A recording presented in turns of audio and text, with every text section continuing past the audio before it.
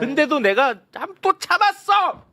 그거 일부분만 일단 다시 소개를 좀 한번 해주시겠습니까? SNS에 올렸었던 글입니다. 내가 호남 반도체 투자를 크게 걱정하지 않는 이유는 우선 대통령 앞에서 발표하는 천문학적 투자 약속은 그 이행 여부가 검증되거나 검증하려는 시도도 없었다. 그래서 수백조, 수천조가 일시에 일사천리로 될 리도 없다. 와, 이게 말이 됩니까? 두 번째로 이 거대한 투자가 이번 대통령 임기 내에 끝나거나 대규모로 이루어지지 않을 것이다. 와. 이번 대통령 임기 내에 큰 진척을 이루기 어려울 것이다. 와. 만약 정치적인 무리수라면 정권 말기에 진실의 순간이 올 것이다. 이건 완전 협박입니다. 그래서 정치적 일정을 고려하면 그렇게 무리한 진행은 이루어지지 않을 것이다. 사실은 나는 이 투자 계획이 그간 진보 진영의 이념적 이슈 두 가지를 무너뜨리는 것을 기대하고 있다. 하나는 원자력에 대한 부정적 선동이다. 대규모 반도체 공장, AI 센터 건설 등의 수요가 탈원전의 망령을 완전히 퇴치하는 계기가 될 수 있다는 기대다. 두 번째는 4대강 치수를 부정하고 보를 부수는 환경 근본주의다. 호남의 산업단지를 거대하게 육성하려면 이런 선동이 멈추어야 한다. 그러니까 이재명 정부의 방향성과 그야말로 딱 정반대로 나아가는 것이었습니다. 네. 저는 이걸 보고 진짜 정말 분노했거든요, 제가. 그런데 침묵을 선택했어요, 저도 솔직히. 아마 저 같은 마음들이 되게 많았을 거야. 맞아. 예. 네. 그런데 이번에는 진짜 참을 수 없었습니다. 선을 제대로 넘었죠. 이병태 부위원장은 배제고 징계와 관련해서 7월 2일에 그야말로 선을 넘는 글을 올렸습니다. 역사의 성역화로 어린 학생들의 장난에 가까운 일탈도 어른들의 정치가 됐다. 이 모습은 대한민국보다 김일성 사진이 나온 신문이 비에 젖는 것을 보고 울부짖는 북한의 모습이다. 와, 이거는 정말 네. 와, 정말 심각한 수준의 글이라고 생각합니다. 네. 그래서 이제 결국 청와대가 나서서 4일 강력한 경고를 했습니다. 이병태 부위원장이 개인적 의견을 SNS에 게시한 것은 혐오와 조롱에 대한 정부의 단호한 거부 기조와 달리 오해의 소지가 있다. 정부 소속 기관의 책임 있는 위치의 사람으로서 부적절한 처신이다. 엄중히 경고하고 향후 재발 방지를 강력히 요청했다라고 강효정 대변인이 밝혔습니다. 굉장히 강한 워딩입니다. 엄청 사실 강하죠. 정말 네. 그야말로 강력하게 이제 경고를 한 건데요. 네. 이병태 부위원장은 그럼에도 불구하고 자신의 주장을 굽히지 않았습니다. 그 뭐 여러 엄청나게 많은 글을 남겼는데 그 중에 하나만 짧게 소개해 주세요. 네, SNS에 이후에 올린 글인데요. 내 의견의 핵심은 표현의 자유다. 나는 학생들의 구호가 아니라 그들의 처벌이 광주 민주화운동의 조롱과 폄훼라고 믿는다.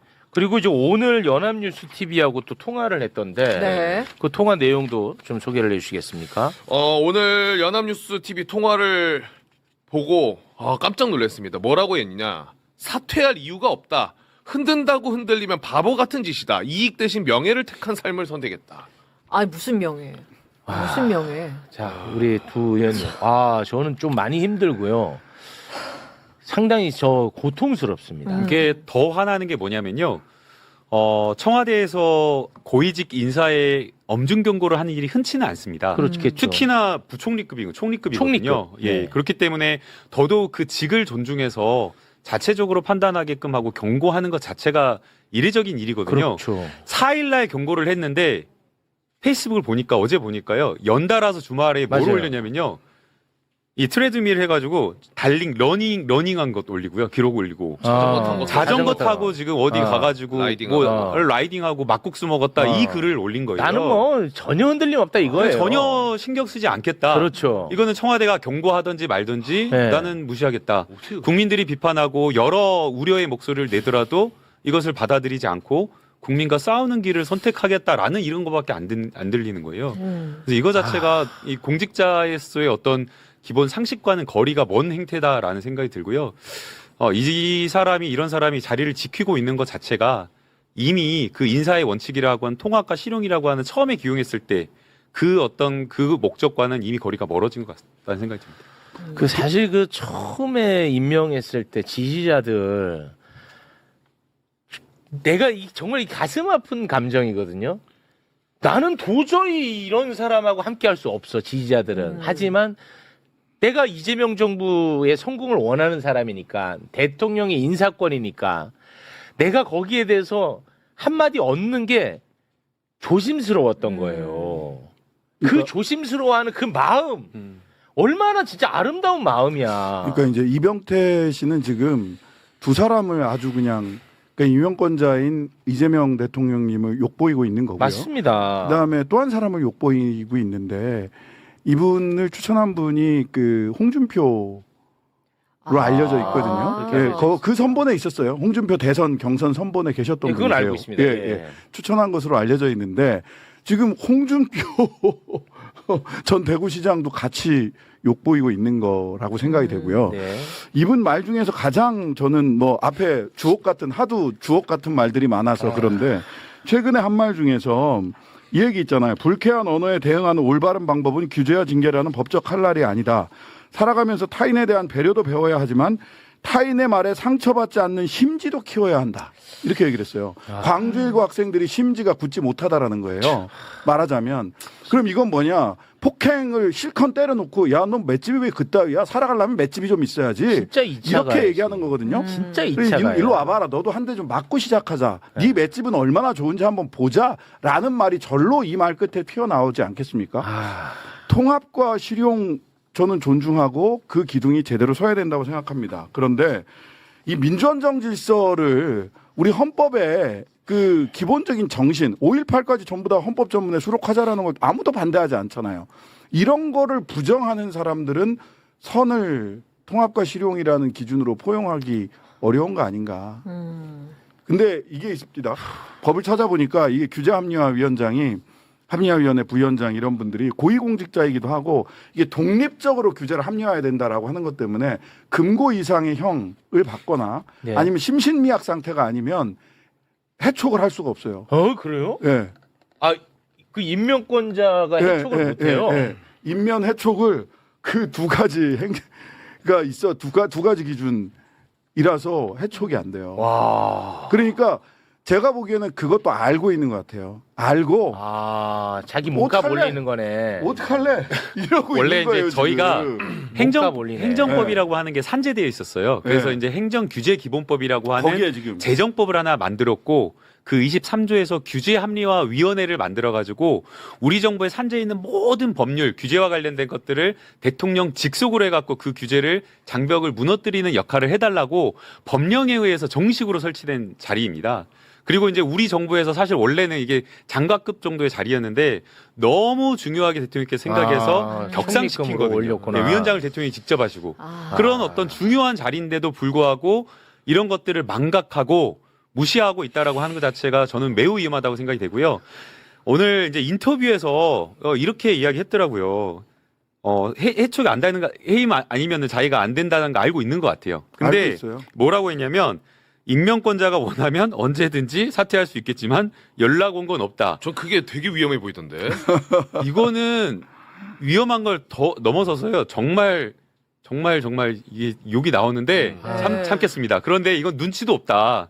이 정도 되면 본인이 임명권자에게 부담을 주지 않기 위해서라도 그렇죠. 자진 사퇴를 하는 게 맞는 거죠. 그러니까 최소한의 임명권자에 대한 존중도 없어. 그러니까 그러니까요. 이분은 지금 이미 내가 어떤 상징 자본을 가지고 맞아요. 다른 쪽에 가서 역할을 저도 그렇게 하겠다라는 자기 계획이 있는 거예요. 맞습니다. 자기가 해촉할 수 없다라는 것도 알고 있고 그러면은 이제 다음 플레이가 눈에 보이잖아요. 만약 임명권자가 이런저런 우회적으로라도 의사가 전달되거나 그럼 탄압 프레임 간접적으로나 가겠죠. 그런 거예요. 네. 이게 무슨 통합과 탄압 프레임, 실용이냐, 월권 프레임 다 나올 씌워버리겠죠. 겁니다. 다 이런 식으로 해서 그 상징 자본을 가지고 뭔가 다른 일을 하고 싶은 거 아닌가라는 네. 추정이 되잖아요. 그래서 우리 김남국 의원님, 네, 예. 제가 공개적으로 진짜 민원 하나만 넣을게요. 나 이것 때문에 모신 거예요. 제가 세탁해드리려고 모신 게 아니라. 아니 보세요. 상식적인 기준으로 아무리 봐도 이 사람은 아닌 것 같을 때도 지지자들은 말을 하지 않았습니다. 그러면은 애초에 그런 사람을 안 치니까 지금 얼마나 이런 손실이 커요. 심지어 이재명 정부 자체에 대한 타격도 지금 너무 크잖아요. 이 자체가. 아니 해촉도 제대로 못해. 정치적으로 너무 손실이 크단 말이에요. 인요한이도 마찬가지입니다. 인준을 앞두고 있는 것으로 제가 알고 있는데 그거 철회해야 됩니다. 아 너무 손해가 너무 커. 근데 인요한 씨도 눈치가 너무 없는 것이기도 하고 또 똑같이 그렇게 자기가 상징 자본을 가지려고 하는 것 같아. 사실 인준을 안 할 그 시간상으로 보면 충분히 하고도 남은 기간이거든요. 네, 그러면 네. 메시지가 있는 거예요. 이미 네, 보기에는. 그렇긴 하죠. 근데 딱 버티고 있는 거예요. 아, 그렇죠. 딱 버티고. 그러니까 그들은 진짜 단 1초도 이재명 정부, 이재명 대통령에 대한 존중과 사랑과 애정이 없다는 거야. 자신들의 영달만 생각하잖아. 김남국 의원님, 네. 인요한, 인준 하면 안 됩니다. 네, 저도 100% 공감을 하고요.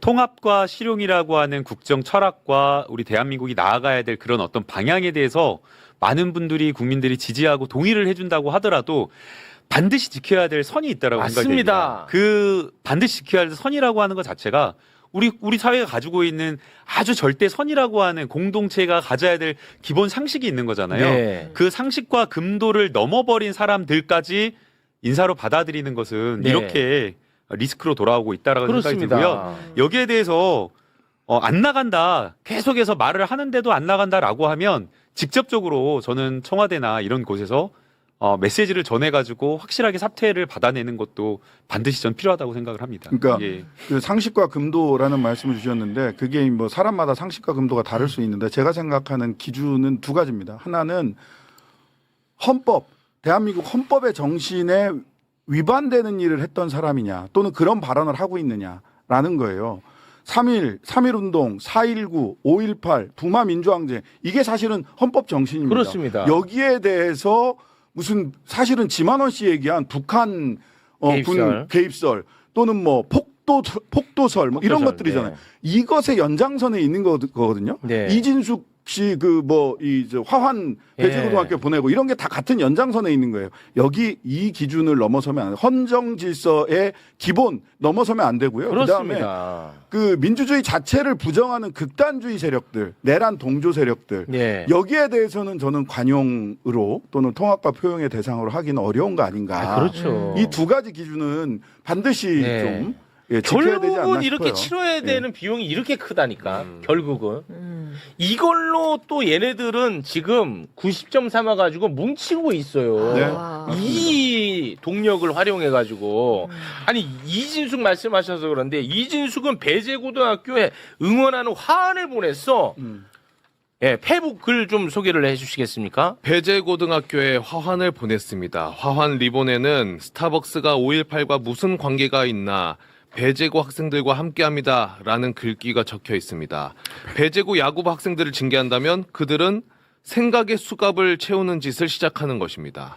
공포에 질려 있을지도 모를 배제고 학생들에게 조금이나마 힘을 주고 싶어서 화환을 보냈습니다. 그러니까 여기에 보면은 피해자에 대한 생각이 아예 없어. 아예 없어. 맞아요. 진짜. 없어요. 근데 피해자도 그냥 피해자입니까? 그러니까요. 국가 폭력에 의한 피해자잖아요. 그러니까 이거는 그 전형적으로 계속해서 가해자의 논리를 가지고 있는 거거든요. 학폭 피해자들한테 야, 내 아들, 내 딸 앞길 막을 일 있어? 이 정도 했으면 니네가 용서를 해야지. 용서 안 하는 니들이 잘못됐어. 이렇게 얘기하는 논리예요. 계속해서 이병태도 그렇고 이진숙도 그렇고 이 두 분이 다 그런 논리를 하고 있고 그다음에 실은 이제 뭐 역사에 대해서 재평가하자? 저는 5.18에 대한 역사적 평가는 끝났다고 생각합니다. 국민의힘에도 끝났어. 네, 끝났어요. 거기 안에서도. 네, 그 안에서도 다 예. 끝났어요. 근데 학술적으로 더 규명할 게 있다라고 하면 토론을 하면 돼요. 네. 학술적 주장을 하면 되고 네. 그런데 토론의 대상이 되지 못하는 것들, 즉 본인이 의지로 선택하지 않은 것들, 광주 출신을 본인이 의지로 선택합니까? 인종을 본인이 의지로 선택해요? 성별을 본인의 의지로 선택하는 것도 아니잖아요. 생물학적인 것은 네. 적어도. 근데 그거를 조롱의 대상으로 삼는 것은 혐오지 표현의 자유의 보호 영역이 아니에요. 당연히 아니죠. 혐오와 조롱, 혐오 표현의 자유는 없습니다. 네. 표현의 자유 안에다가 자꾸 끄집어 넣는데 안 돼 이거는. 네. 어떻게 이렇게 정치인이 이 사안을 이용을 할 생각만 이렇게 하고 있나. 그래서 다시 또 원점으로 돌아가서 우리 제가 존경하는 김남국 의원님, 우리가 치러야 될 비용이 너무 큽니다. 이병태, 인요한 꼭 좀 정리를 부탁드리겠습니다. 예, 제가 인사권자는 아니지만 노력해 보겠습니다. 아니 그래도 예. 뭐 저희보다는 또 힘이 있는 분이고 책임이 있는 자리에 있잖아요. 아니 이거는 진짜 이재명 정부를 위해서 하는 말이고 네. 대한민국을 위해서 하는 말이기 때문에 제가 공개적으로 민원을 넣을 수 있는 거예요. 네.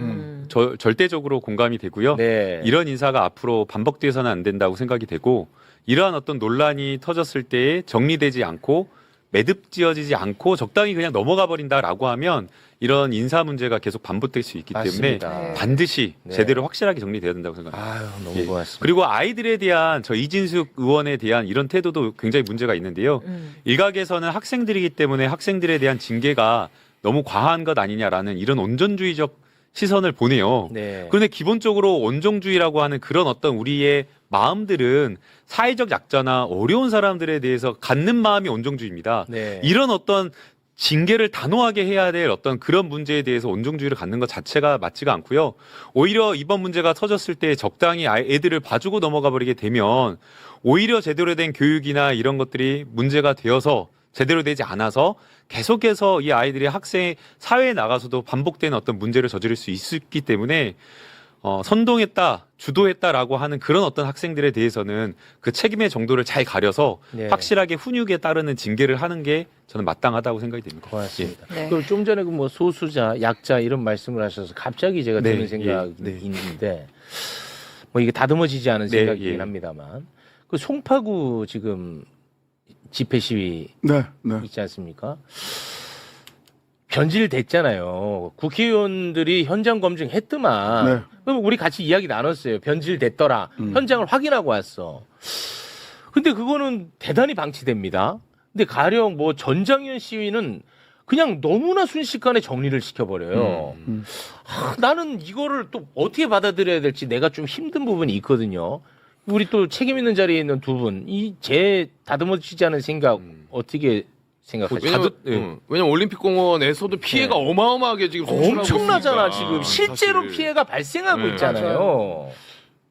이게 뭐 정무적 고려가 저는 있다고 생각을 하는데요. 말하자면 이렇게 긁어부스럼이 될까봐 우려하는 지점이 분명히 있는 것 같아요. 최초에는 사실은 뭐 부실 선거에 대한 그 네. 규탄이 더 컸죠. 아 그거는 타당했고, 그건 타당했고. 그 지지받아 마땅했고. 근데 이제 부실 선거는 부정 선거가 아니거든요. 네. 근데 지금은 부정 선거론자들만 딸박딸박 남아 있잖아요. 네. 현장 저도 화면을 보고 하니까 그러면 이제는 공권력이 수인 한도를 넘어선 거 아닌가?